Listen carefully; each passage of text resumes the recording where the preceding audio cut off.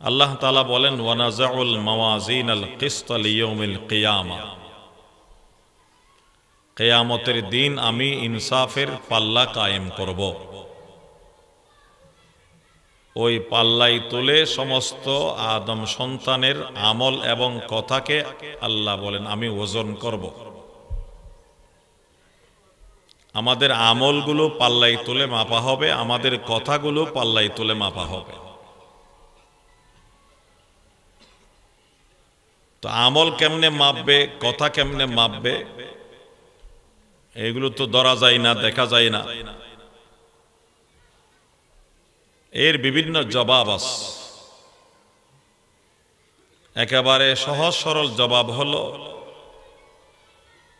আল্লাহ তাআলা পারে না এমন কিছু নাই। আল্লাহ তো সবকিছু পারে, আল্লাহর জন্য অসম্ভব কিছু নেই। যখন আল্লাহ বলতেছেন আমি ইনসাফের পাল্লা কায়েম করব, আদম সন্তানের আমল কথাগুলোকে আমি ওজন করব, তাহলে এটা নিশ্চিত আল্লাহ তার ক্ষমতায় যেমনে সম্ভব তেমনি করবেন। আমরা ইমানদার, আমরা আল্লাহর বিশ্বাসী, যেমন আল্লাহর অসীম ক্ষমতারও আমরা বিশ্বাসী। আল্লাহ পাক অসীম ক্ষমতার মালিক। কাদেরা কুদরত দারি বরং কমাল, কাদেরা কুদরত দারি বরং কমাল, আনতা হাসবি আনতা রব্বি যুল জালাল, আনতা হাসবি আনতা রব্বি যুল জালাল। অসীম ক্ষমতার মালিক হলেন আল্লাহ। দুই নম্বর জবাব হলো আমাদের আমল এবং আমাদের কথা যেগুলো দুনিয়াতে শরীর বিশিষ্ট না, এইগুলো পরকালে শরীর বিশিষ্ট হয়ে যাবে। তখন পাল্লাই তুলে মাপতে ওজন দিতে আর কোনো সমস্যা হবে না। তিন নম্বর জবাব, দুনিয়াতে বর্তমান প্রযুক্তির কারণে অনেক এমন জিনিসকে ওজন করা হচ্ছে, মাপা হচ্ছে যেগুলো দেহ বিশিষ্ট না। গায়ের তাপ এবং জ্বর কত ডিগ্রি, এইগুলো মাপার যন্ত্র বের হয়েছে। প্রেসার কত ডিগ্রি, এটা মাপার যন্ত্র বের হয়েছে। তারপরে ডায়াবেটিস কি পরিমাণ, সুগার কি পরিমাণ, এইগুলো মাপার যন্ত্র বের হয়েছে। দিনের বেলা গরম কত ডিগ্রি পড়তেছে, এগুলো মাপার মেশিন বের হয়েছে। একেবারে ইজি, প্রত্যেক ঘড়িতে এগুলো লাগানো আছে। কত ডিগ্রি গরম, কত সেলসিয়াস গরম, কত ডিগ্রি শীত ঠান্ডা, এগুলো সব মাপের মধ্যে চলে আসতেছে। এইগুলো যদি মাপা সম্ভব হয়, তাহলে আমাদের কথা এবং আমাদের আমলগুলো কেন মাপা সম্ভব হবে না? তো আমাদের বুঝে আসুক বা না আসুক, আমরা কোরআন সুন্নাহর কথাকে বিশ্বাস করি। কোরআন সুন্নাহর অনেক কথা বুঝার মতো মেধা যোগ্যতা আমাদের নাই। কেন?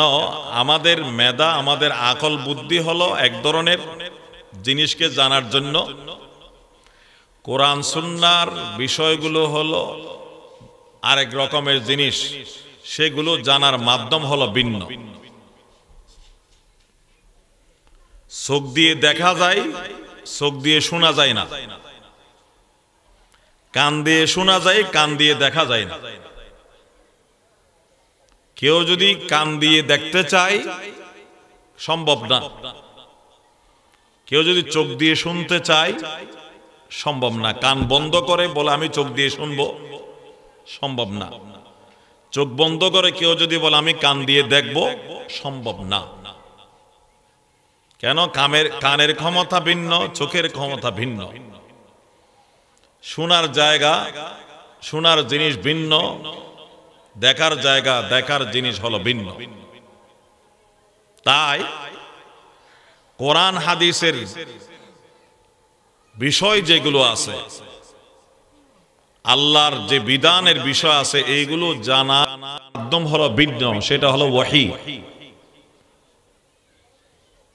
আল্লাহর বিধান জানতে হয় ওয়াহি দিয়ে, আকল বুদ্ধি দিয়ে নয়। আকল বুদ্ধি দিয়ে মানুষ আল্লাহর বিধান জানতে পারবে না। মানুষ আকল বুদ্ধি দিয়ে যদি ওয়াহি আল্লাহর বিধান জানতে পারত, তাহলে ওয়াহি নাযিল করার কোনো প্রয়োজন হতো না। তাই আকল বুদ্ধি দিয়ে আল্লাহর বিধান জানা সম্ভব নয়। আল্লাহর বিধানগুলো আকলি নয়, এগুলো নকলি, এগুলো বুদ্ধিভিত্তিক নয়, এগুলো হলো দলিল ভিত্তিক। এই কারণে আমাদের বুঝে না আসলেও আমরা বিশ্বাস করি। যেমন আমাদেরকে আবার যে আল্লাহ জীবিত করবেন, হিসাব নিকাশ গ্রহণ করবেন, এইগুলো আমাদের সময় আমাদের মাথায় ধরে না। কোরআন শরীফে জায়গায় জায়গায় আসছে বিষয়গুলো। কাফেররা রাসূলকে বলতো যে, আপনি যে বলতেছেন আমাদেরকে মৃত্যুর পর আবার আল্লাহ আবার জীবিত করবেন, হাসরের ময়দানে একত্রিত করবেন, হিসাব নিকাশ নেবেন, এটা কেমনে সম্ভব? কারণ মানুষ মারা যাওয়ার পরে কবরে দাফন করে দেওয়ার পর কয়েক বছর পরে তার গোশততন হাড্ডি পর্যন্ত আর খুঁজে পাওয়া যায় না, মাটির সাথে সব মিশে যায়। আল্লাহ আবার আমাকে বানাবেন কেমনে, আমাকে পাবেন কোথায় আমার হিসাব নিকাশ নেওয়ার জন্য? এইগুলো ছিল কাফেরদের প্রশ্ন, অভিযোগ, সন্দেহ। আল্লাহ তাআলা তার জবাব দিয়েছেন কোরআনের জায়গায় জায়গায়। সেখানেও এক জবাব আল্লাহ তাআলা বলেন, বান্দা, প্রথমবার যেরকম তোমাকে সৃষ্টি করেছি তুমি তার আগে ছিলা না, দ্বিতীয়বারও একইভাবে সৃষ্টি করব।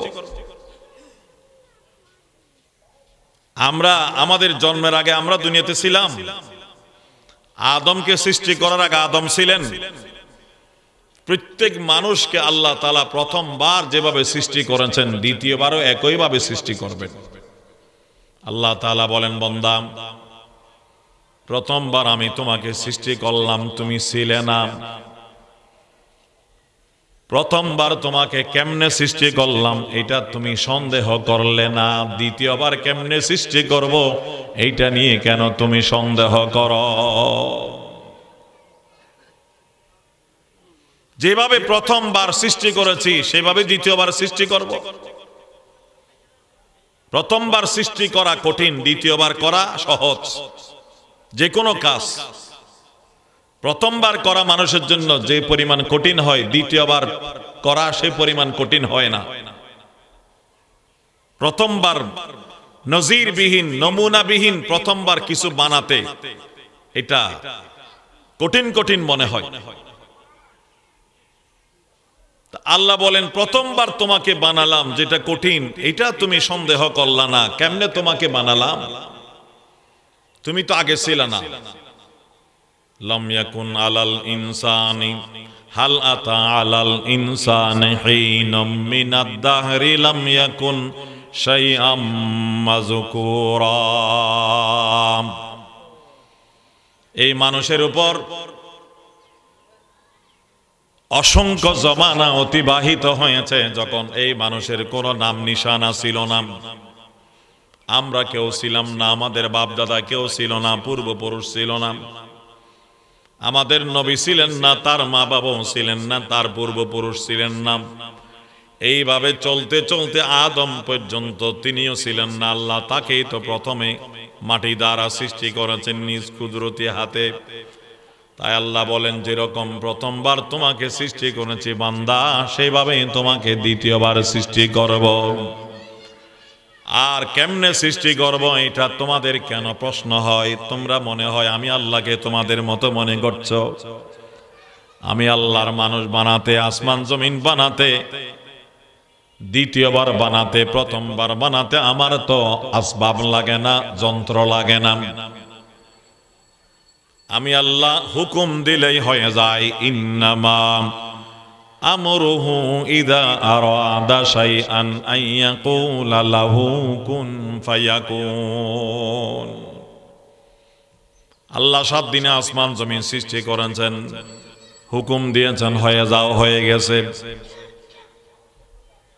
সুতরাং আমরা বিশ্বাস করি আল্লাহ অসীম ক্ষমতার মালিক, তিনি নিশ্চয়ই আমাদেরকে দ্বিতীয়বার সৃষ্টি করবেন। আমরা পরকালের বিশ্বাসী, পরকালের জবাবদিহিতার বিশ্বাসী, তাই আমরা ইমানদার। ইমানদার এবং বেঈমানের পার্থক্য হলো পরকালের বিষয়টা নিয়ে। একটা হলো আল্লাহর বিষয় নিয়ে, আর একটা পরকালের বিষয় নিয়ে। এই জন্য আল্লাহ তাআলা বেশিরভাগ আল্লাহর ঈমান এবং পরকালের ঈমানের কথা জায়গায় জায়গায় কোরআনের মধ্যে বলেছেন। মান আমানা বিল্লাহি ওয়াল ইয়াউমিল আখির, মান আমানা বিল্লাহি ওয়াল ইয়াউমিল আখির, যে আল্লাহ এবং পরকালকে বিশ্বাস করে, যে আল্লাহ এবং পরকালকে বিশ্বাস করে। এইভাবে কোরআনের বহু জায়গায় কথাটি আসছে, রাসূলের অনেক হাদিসের মধ্যে আসছে।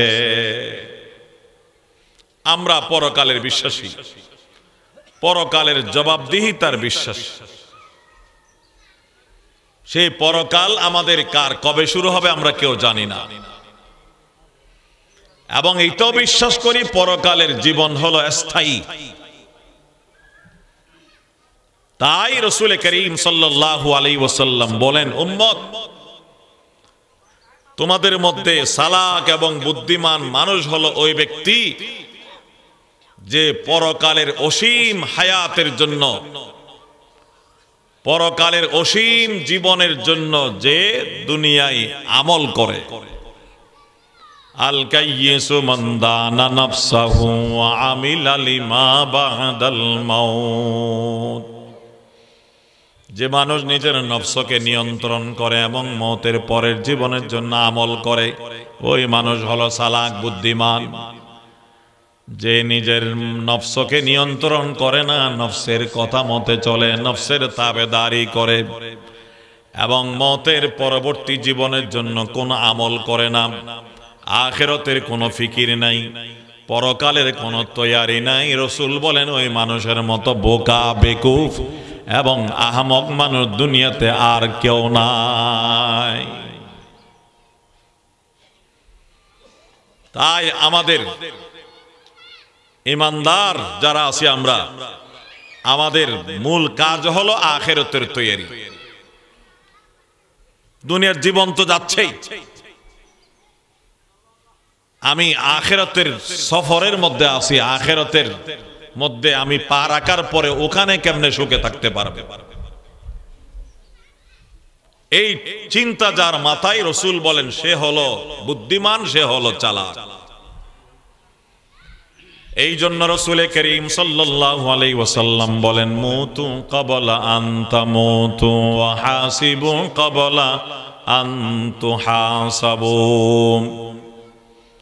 উম্মত, তোমাদের মওত হবে নিশ্চিত, মৃত্যু আসবে নিশ্চিত, তার মধ্যে কোনো সন্দেহ নাই, আগে বা পরে।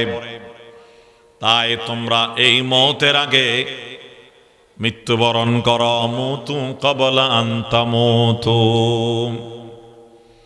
তোমাদের মৃত্যু আসার আগে তোমরা মৃত্যুবরণ করো।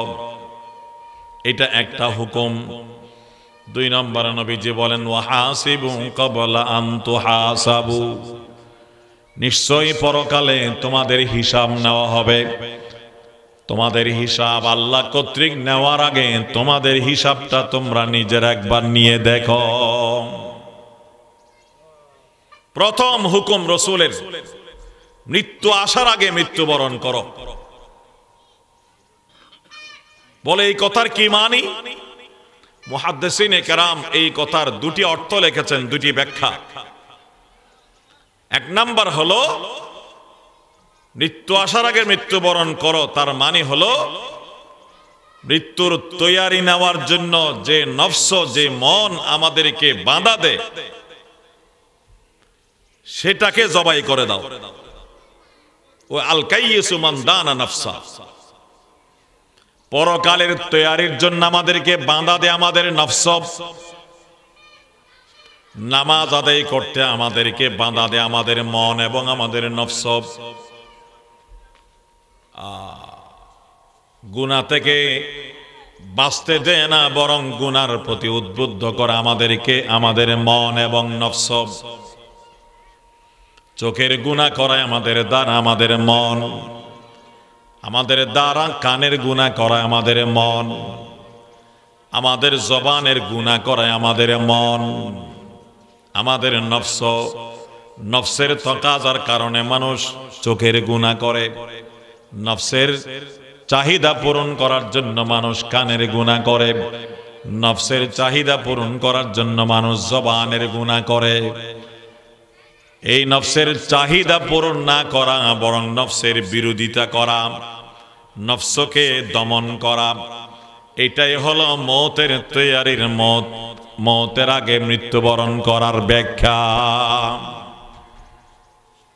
রাসূল করিম সাল্লাল্লাহু আলাইহি ওয়াসাল্লাম বলেন, উম্মত, যে জিনিসগুলো তোমাকে মওতের জন্য তৈয়ার হতে দেয় না, আখিরাতের জন্য তৈয়ারি করতে তোমাদেরকে দেয় না, বাধা দেয়, মনের চাহিদা, নফসের চাহিদা, এটাকে দমন করা, এটাকে নিয়ন্ত্রণ করা, এটা হলো মওতের আগে মৃত্যুবরণ করা।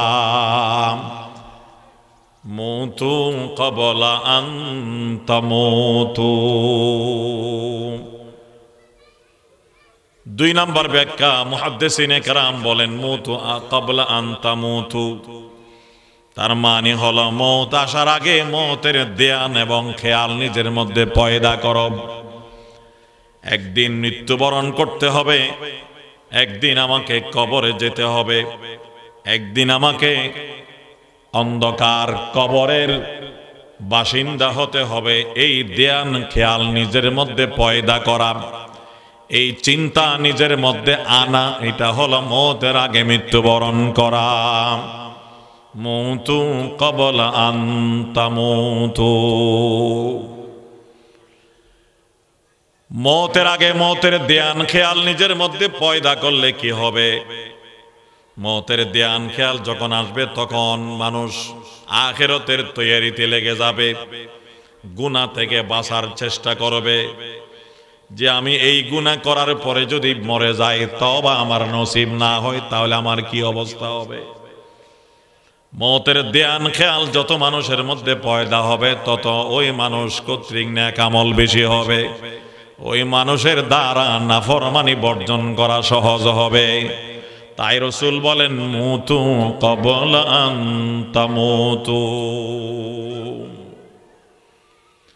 হাকিমুল উম্মত মুজাদ্দিদুল মিল্লাত হযরত মাওলানা শাহ আশরাফ আলী থানভী রাহমাতুল্লাহি আলাইহি বলেন, মওতের আগে মওতের ধ্যান খেয়াল পয়দা করা, যেটার দ্বারা আখিরাতের তৈয়ারি আসান হবে, গুনাহ থেকে বাঁচা আসান হবে, সহজ হবে, সেটা হলো প্রতিদিন মানুষের জন্য দরকার মওতের মুরাকাবা করা। যে কোন একটা টাইম 5 মিনিট সময় নিয়ে নিজেকে বসে চিন্তা করা দরকার। হাকিমুল উম্মত বলেন, প্রত্যেক মানুষের উচিত প্রতিদিন 2-4 মিনিট 5 মিনিট সময় নিয়ে বসে মওতের মুরাকাবা করা। মওতের মুরাকাবা মানে বসে চোখ বন্ধ করে এই ধ্যান খেয়াল করা যে আমার মওতের টাইম আসছে, আজরাইল আমাকে আমার রূহ কবজ করার জন্য চলে আসছে, আজরাইল আমার রূহ নিয়ে চলে গেল, আমি লাশ হয়ে গেলাম, আমার আত্মীয় স্বজন মহল্লা, আমার পরিবার পরিজন সবাই আমাকে দাফনের ইন্তজাম শুরু করলো, গোসল দিয়ে কাফন পরিয়ে জানাজার মাঠে নিয়ে যাচ্ছে, নামাজ আদায় করে আমাকে কবরে নিয়ে গেল, আমাকে দাফন করে দিল। দাফন করে দিয়ে তারা চলে আসলো, মুনকার নাকির এসে আমাকে কবরের মধ্যে বসালো, প্রশ্ন শুরু করলো, তোমার রবকে, তোমার ধর্ম কি, তোমার নবীকে, মান রব্বুকা ওয়া মা দীনুকা ওয়া মান নবিয়্যুক, এই প্রশ্নগুলো আমাকে শুরু করলো। এটা হলো মওতের মুরাকাবা। হাকিমুল উম্মত বলেন, প্রতিদিন মানুষকে এইভাবে মওতের জন্য মুরাকাবা করা চাই। এইভাবে মওতের কথা যে মানুষ প্রতিদিন ইয়াদ করবে, তার জন্য মওতের তৈয়ারি করা সহজ হবে, গুনাহ থেকে বাঁচা তার জন্য সহজ হবে। मौत को समझा है गाफिल इख्तितामे जिंदगी, मौत को समझा है गाफिल इख्तितामे जिंदगी, दर हकीकत मौत है सुबह मदामे जिंदगी, दर हकीकत मौत है सुबह मदामे जिंदगी। এবং আখিরাতের মুরাকাবা করা প্রত্যেক মানুষের জন্য জরুরি। হাকিম উম্মত বলেন মানুষের আত্মশুদ্ধির জন্য, মানুষের আখিরাতের তৈয়ারি সহজ হওয়ার জন্য, গুনাহ থেকে বাঁচা সহজ হওয়ার জন্য আখিরাতের মুরাকাবা করা চাই।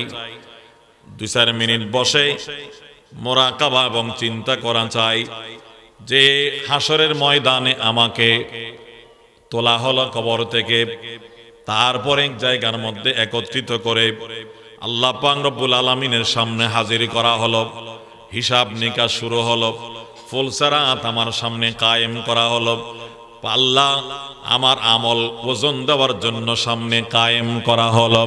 ওয়া নাযাউল মাওয়াজিনাল কিসতা লিয়াউমিল কিয়ামাহ, এবং আমি দেখতে পাচ্ছি আমার আগে মানুষ লাইন ধরে যাচ্ছে, তাদের আমলগুলো পাল্লাই তোলে মাপা হচ্ছে। যার নেকির পাল্লা বাড়ি তাকে জান্নাতে পাঠানো হচ্ছে, যার গুনার পাল্লা বাড়ি তাকে জাহান্নামে পাঠানো হচ্ছে।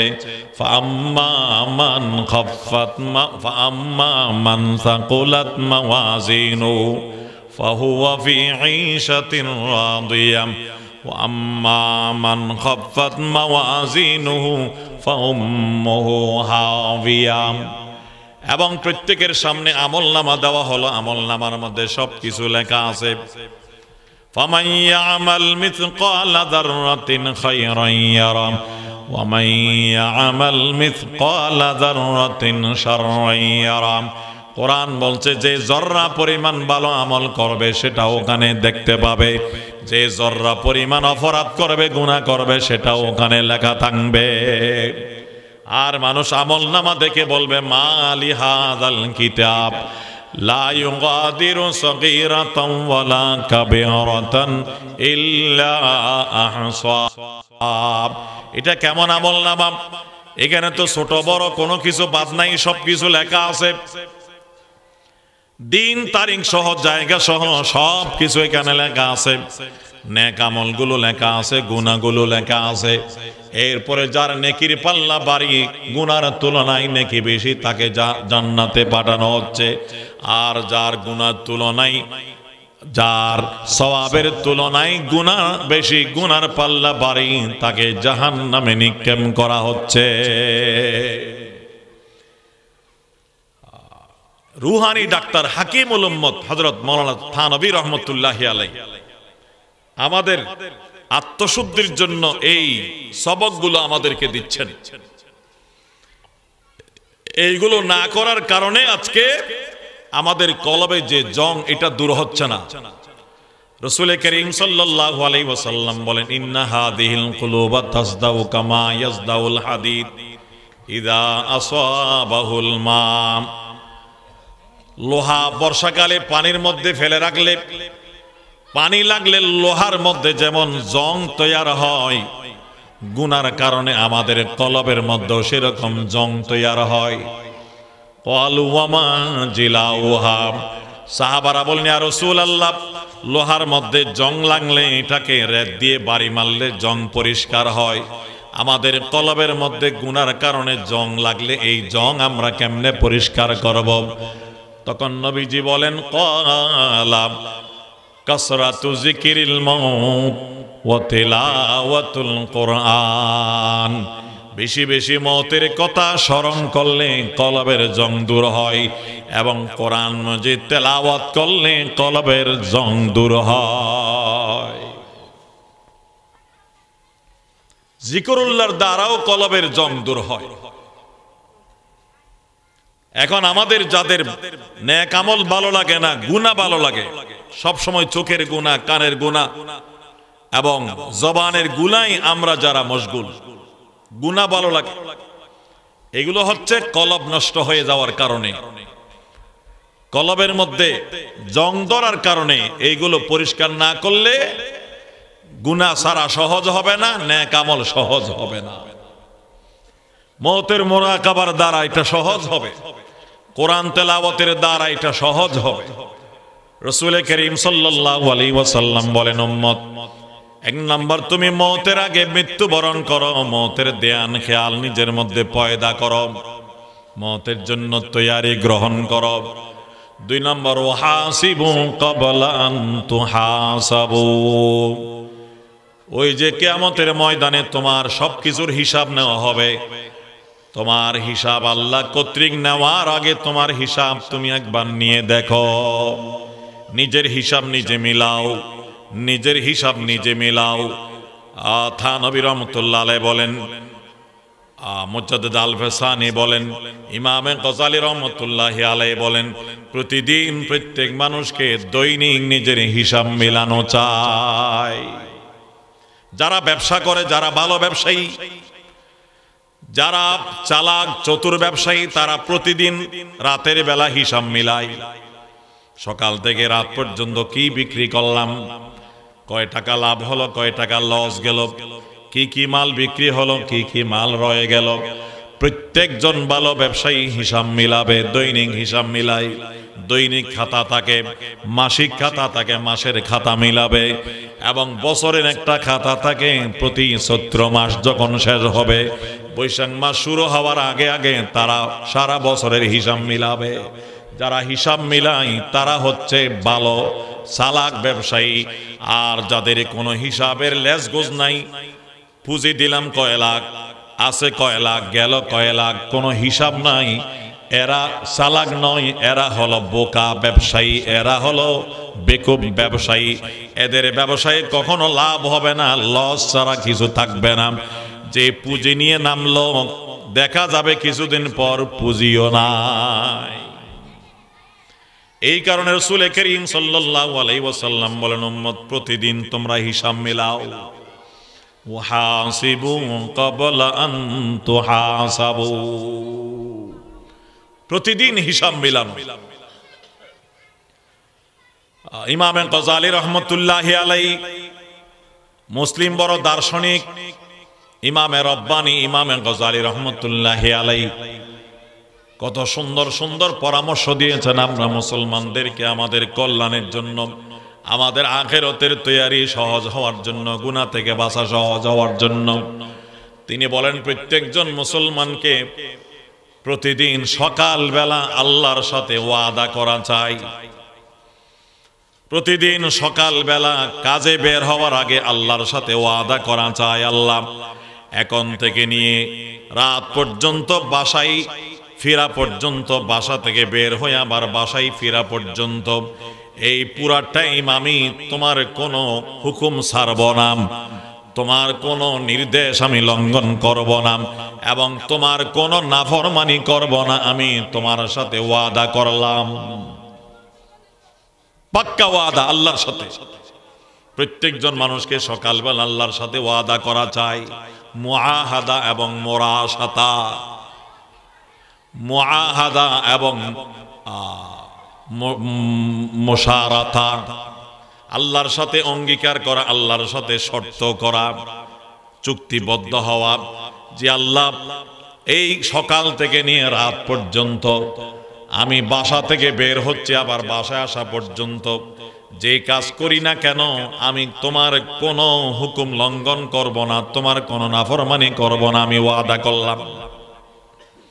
এটাকে বলা হয় মুআহাদা অথবা মুশারাতা। দুই নাম্বার হলো কর্মস্থলে গিয়ে আল্লাহ পাক রব্বুল আলামিনের ওই অঙ্গীকারের কথাকে স্মরণ রাখা, আল্লাহ পাকের ওই ওয়াদার কথাকে ইয়াদ রাখা। প্রতি মুহূর্তে মুহূর্তে কদমে কদমে আমি আল্লাহর ওয়াদার উপর আছি নাকি ওয়াদা লঙ্ঘন হচ্ছে, এটা খেয়াল রাখা। কোন একটা আল্লাহর নির্দেশের জায়গা যখন আসলো, তখন আমি আল্লাহর এই নির্দেশ পালন করছি কি করছি না, এটা খেয়াল রাখা। আমি তো সকালবেলা আল্লাহর সাথে ওয়াদা করছি, আল্লাহর কোনো হুকুম আমি সারাদিন লঙ্ঘন করব না। নামাজের ডাক আসছে, আমি নামাজ কাজা করব না। আমি আল্লাহর সাথে সকালবেলা ওয়াদা করেছি সারাদিন আমি কোনো গুনাহ করব না। গুনার কোনো পরিবেশ যখন সামনে আসবে, চোখের গুনার পরিবেশ, কানের গুনার পরিবেশ, জবানের গুনার পরিবেশ, তখন চোখ, কান এবং জবানকে নিয়ন্ত্রণ করা, যে আমি সকালবেলা আল্লাহর সাথে ওয়াদা করেছি কোনো জবানের গুনাহ করব না, চোখের গুনাহ করব না, কানের গুনাহ করব না। আমি ওয়াদা কেমনে ভঙ্গ করব? সারাদিন এই ওয়াদা আর কথা ইয়াদ রাখা, এটাকে বলা হয় মুরাকাবা। এইভাবে সারাদিন চলে। রাতের বেলা যখন বাসায় যাব, ঘুমানোর প্রস্তুতি যখন নেব, ঘুমানোর আগে বিছনায় বসে হোক শুয়ে শুয়ে হোক, সারাদিনের এই ওয়াদা আমি কতটুকু পালন করতে পারলাম, কতটুকু অনিয়ম হলো, এটার হিসাব নেওয়া, তাকে বলা হয় মুহাসাবা। নিজের হিসাব নিজে নেওয়া। সকাল থেকে রাত পর্যন্ত আমি সারাদিন কোথায় গেলাম, কি করলাম না করলাম, আল্লাহ পাকের যত নির্দেশ আছে সবগুলো পালন করতে পারলাম কিনা, কোনো অনিয়ম হয়ে গেল কিনা, হিসাব নেওয়া, এটাকে মুহাসাবা বলা হয়। হিসাব নেওয়ার পরে যদি দেখা যায় আল্লাহর রহমতে, আল্লাহর তৌফিকে যত আমার দায়িত্ব ছিল সবগুলো আমি সঠিকভাবে পালন করতে পেরেছি, একটাতে অনিয়ম হয় নাই, তখন আল্লাহ পাকের শুকর আদায় করা, আয় আল্লাহ এটা তোমার দয়া এবং মেহেরবানির কারণে আমার সম্ভব হয়েছে। ইসাআদত বজুরে বাজুনিস, ইসাআদত বজুরে বাজুনিস, তান বখশদ খুদায়ে বখশিন্দা। আয় আল্লাহ তোমার দয়া, তোমার মেহেরবানি, তোমার তৌফিক না হলে আমার পক্ষে এই সারা দিনের ফরজগুলো আদায় করা সম্ভব হতো না। আয় আল্লাহ তুমি তৌফিক দিয়েছো, তাই তোমার শুকর আদায় করছি। এইভাবে আল্লাহ পাকের শুকরিয়া আদায় করা। আর হিসাব নেওয়ার পরে যদি দেখা যায় কোন একটা অনিয়ম হয়ে গেছে, কোন একটা হুকুম লঙ্ঘন হয়েছে বা কোন একটা গুনাহ হয়ে গেছে, তাহলে তওবা না করে না ঘুমানো, তখনই সাথে সাথে তওবা করে নেওয়া। আয় আল্লাহ আমি চেষ্টা করেছি, তারপরও তো দেখলাম দুই চারটা আমার ভুল ভ্রান্তি হয়ে গেছে, আমার অনিয়ম হয়ে গেছে। আয় আল্লাহ আমি গুনাহগার হলেও তুমি তো গফফার, তুমি ক্ষমাশীল।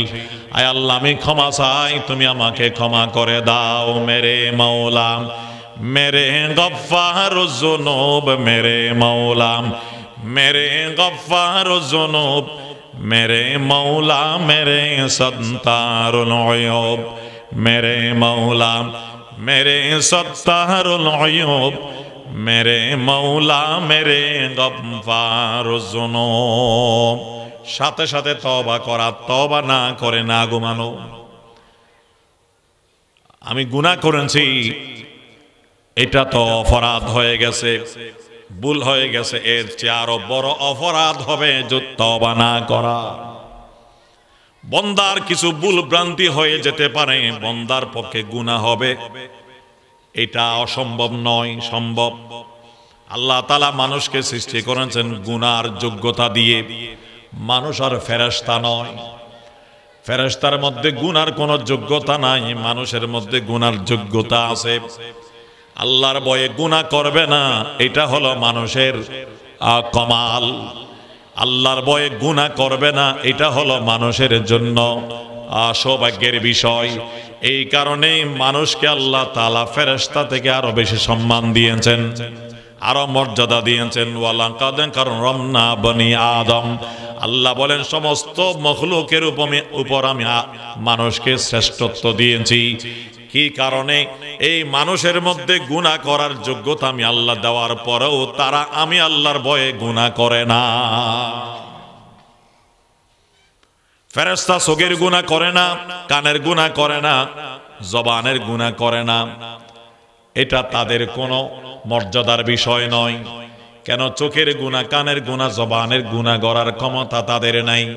আমার জন্য কোরআন শরীফ আল্লাহ তাআলা বলেন ইন্নাল্লাহা ইউহিব্বুত তাওয়াবিন ওয়া ইউহিব্বুল মুতাতাহহিরিন, যারা গুনাহ মুক্ত থাকে পাক গুনাহমুক্ত তাদেরকে আল্লাহ যেমন পছন্দ করেন ভালোবাসেন, যারা গুনাহ করার পরে তওবা করে আল্লাহ তাদেরকেও ভালোবাসেন।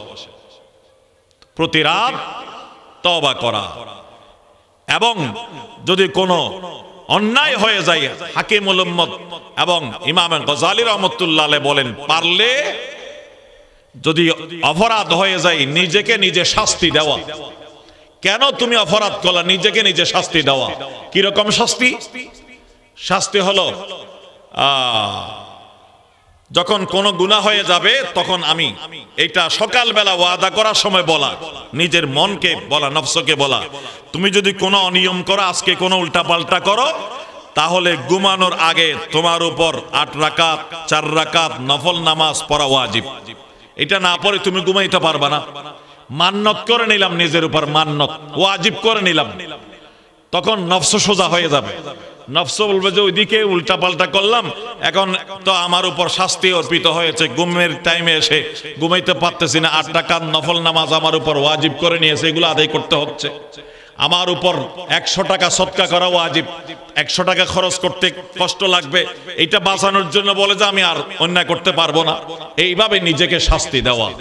এইভাবে যখন মানুষ প্রতিদিন চলবে, ইমাম গজালি রহমতুল্লাহ আলাইহি বলেন, তখন মানুষ আল্লাহর প্রিয় বান্দা হয়ে যাবে, আল্লাহর ওলি হয়ে যাবে।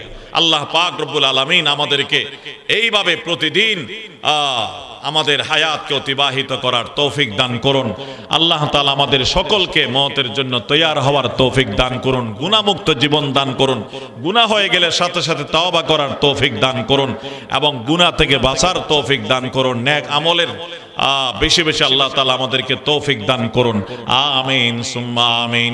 ওয়া আখিরু দাওয়ানা আনিল হামদুলিল্লাহি রাব্বিল আলামিন ওয়া সাল্লাল্লাহু তাআলা আলা খায়রি খালকিহি মুহাম্মদ ওয়া আলিহি ওয়া আসহাবিহি আজমাইন।